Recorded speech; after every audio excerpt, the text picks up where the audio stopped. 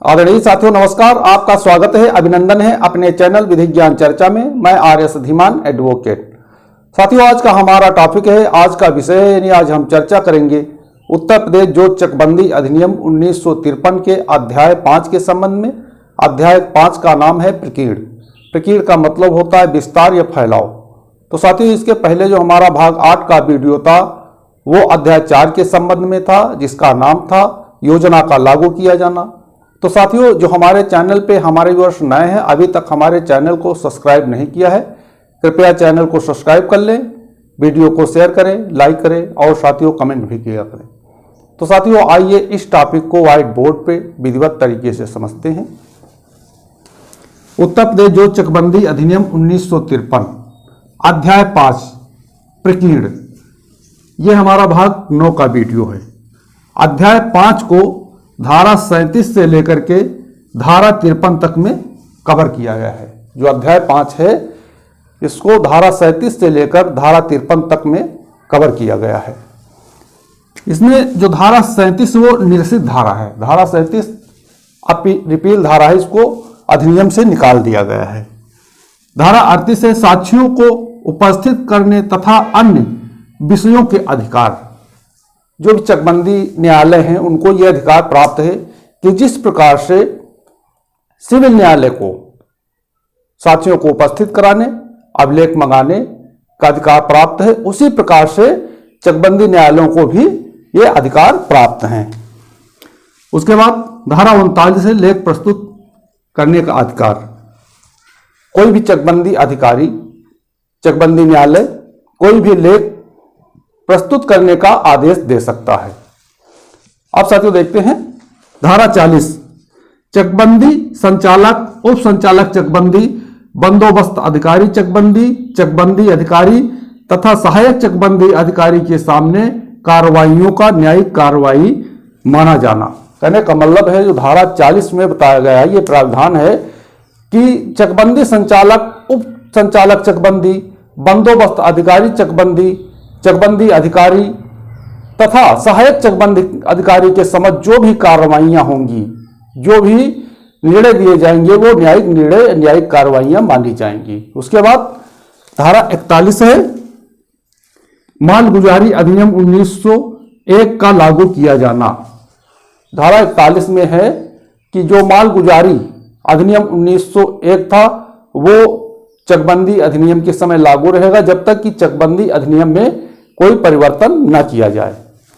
उसके बाद है साथियों धारा 41 का शपथ पत्र के संबंध में बताती है कि जिस प्रकार से दीवानी या माल के न्यायालयों में वाद के समर्थन में शपथ पत्र प्रस्तुत किया जाता है, उसी प्रकार से चकबंदी न्यायालय में भी वाद के समर्थन में शपथ पत्र प्रस्तुत किया जाएगा।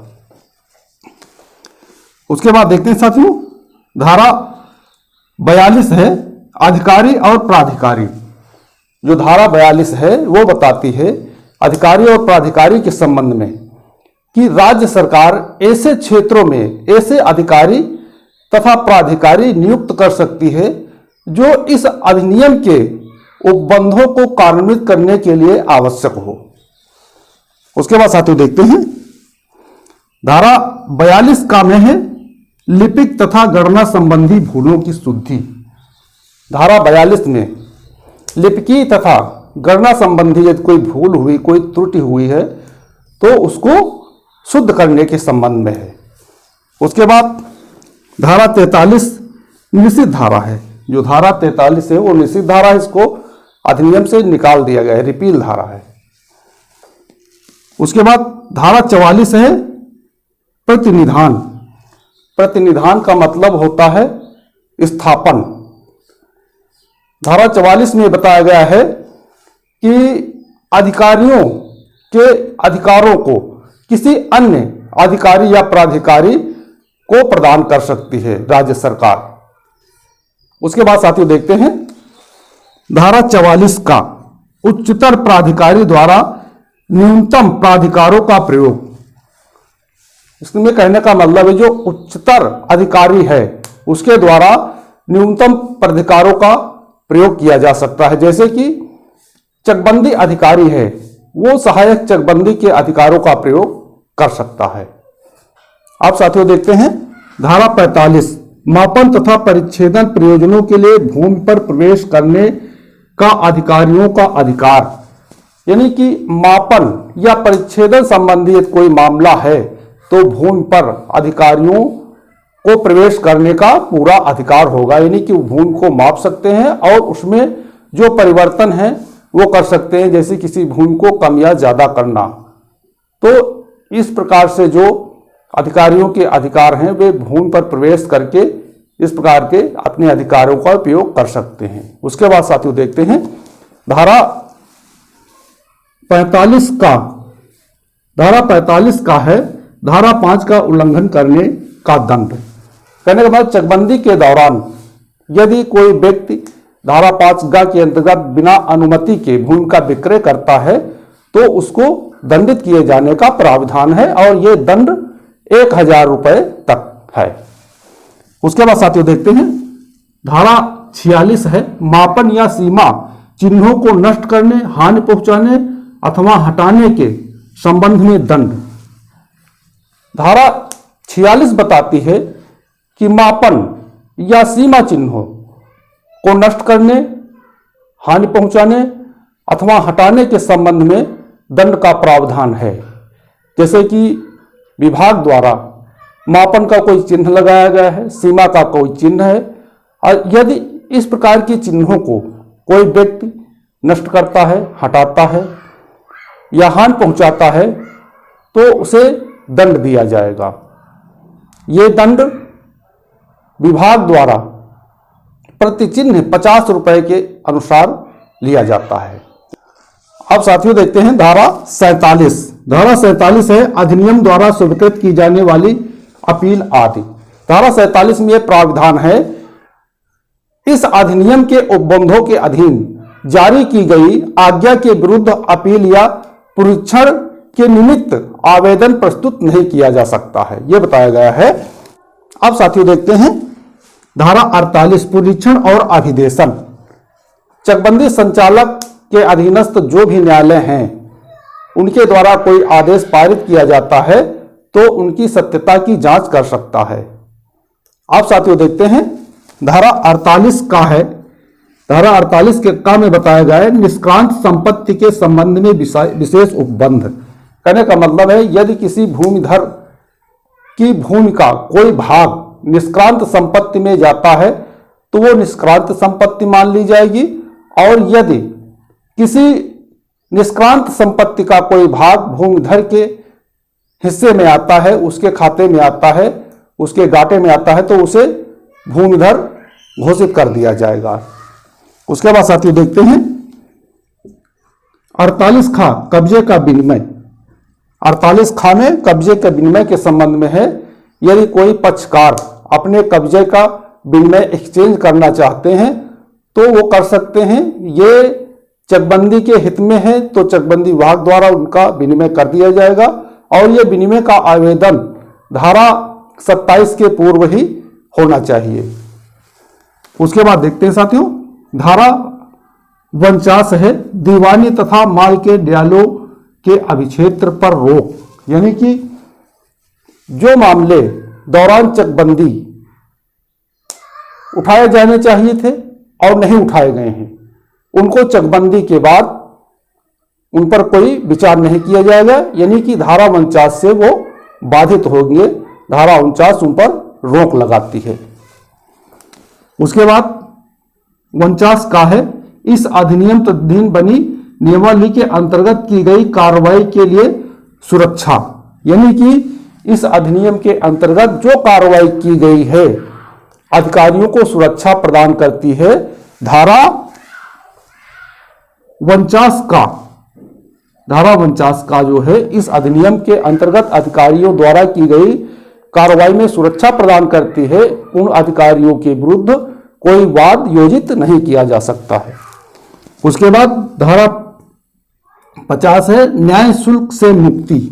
धारा 50 में यह प्रावधान है कि उन्हें न्याय शुल्क से मुक्ति प्रदान की जाएगी।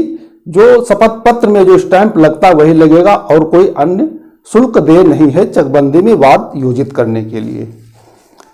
उसके बाद धारा 51 है, संक्रमण को निष्पन्न करने का कोई कारण आवश्यक नहीं है। यानी संक्रमण को निष्पन्न करने के लिए कोई कारण आवश्यक नहीं है, जैसे कि जो मूल जोत है उसको छोड़कर प्रस्तावित जोत पे जाने के लिए, प्रस्तावित जोत प्राप्त करने के लिए उनको कोई रजिस्ट्री या अन्य प्रकार से किसी अंतरण की आवश्यकता नहीं है। अब साथियों देखते हैं धारा 52, चकबंदी क्रियाओं की समाप्ति। जब चकबंदी पूर्ण हो जाती है तो धारा 52 के अंतर्गत उसकी विज्ञप्ति जारी कर दी जाती है चकबंदी समाप्ति की। चकबंदी पूर्ण हो गई और चकबंदी अब समाप्त की जाती है। उसके बाद धारा 52 का है चक मार्गों तथा चक गुलों के लिए विशेष व्यवस्था। धारा 52 का में बताया गया है चक मार्ग तथा चक गुलों के लिए विशेष व्यवस्था का उपबंध किया गया है, लेकिन ऐसा होता है नहीं। चकबंदी के दौरान ही ये सब जो गुले हैं या चकमार्ग हैं उनको ध्यान में रखकर चकबंदी योजना तैयार की जाती है। तो इस प्रकार की कोई इस धारा का कोई विशेष महत्व नहीं है। उसके बाद साथियों देखते हैं धारा 53 है, खातेदारों के मध्य चकों का पारस्परिक विनिमय। जो खातेदार हैं उनके मध्य पारस्परिक चकों का विनिमय किया जाता है, जैसे कि कोई निगरानी है, अपील है, उसके द्वारा कोई आदेश पारित किया जाता है, उस आदेश के अनुसार चकों को पारस्परिक रूप से विनिमय कर दिया जाता है। उसके बाद धारा 53 का बताती है खातेदार द्वारा तैयार की गई चकबंदी योजना की मान्यता। धारा 53 ये भी इसका भी कोई विशेष महत्व नहीं है। धारा 53 का है खातेदार द्वारा तैयार की गई चकबंदी योजना की मान्यता। यदि कोई खातेदार चकबंदी योजना तैयार करता है तो उसको चकबंदी द्वारा मान्यता दी जा सकती है। वैसे ऐसा होता नहीं है, लेकिन फिर भी इसमें प्रावधान दिया गया है धारा 53 का में। उसके बाद साथियों देखते हैं 53 खा है कालावधि। यानी कोई वाद दायर करने के लिए उसका एक समय सीमा होती है, और यदि समय सीमा के बाहर कोई वाद दायर किया जाता है उसमें काल अवधि का भी उल्लेख किया जाता है कि क्या कारण है कि जो इतने दिन के बाद ये मुकदमा दायर किया जा रहा है, उसके लिए विशेष कारण का उल्लेख किया जाता है। उसके बाद देखते हैं धारा 54 नियम बनाने का अधिकार। चकबंदी अधिनियम को चकबंदी के अनुरूप नियम बनाने का भी अधिकार प्राप्त है। तो साथियों आज हमने इस वीडियो के माध्यम से समझा उत्तर प्रदेश जोत चकबंदी अधिनियम 1953 के अध्याय 5 के संबंध में, जिसका नाम है प्रकीर्ण। तो साथियों हमें पूरा विश्वास है कि आप लोग इस टॉपिक को पूर्णतः समझ गए होंगे। यदि कहीं पे कोई बात समझ में नहीं हो तो आप व्हाट्सएप के द्वारा, कमेंट के द्वारा, फोन के द्वारा जानकारी प्राप्त कर सकते हैं। तो साथियों जो हमारे चैनल पे हमारे व्यूअर्स नए हैं, अभी तक हमारे चैनल को सब्सक्राइब नहीं किया है, कृपया चैनल को सब्सक्राइब कर लें, हमारा पुनः निवेदन है। और वीडियो को शेयर करें, लाइक करें और साथियों कमेंट भी किया करें। तो साथियों आज के वीडियो में बस इतना ही। अगले वीडियो तक के लिए नमस्कार।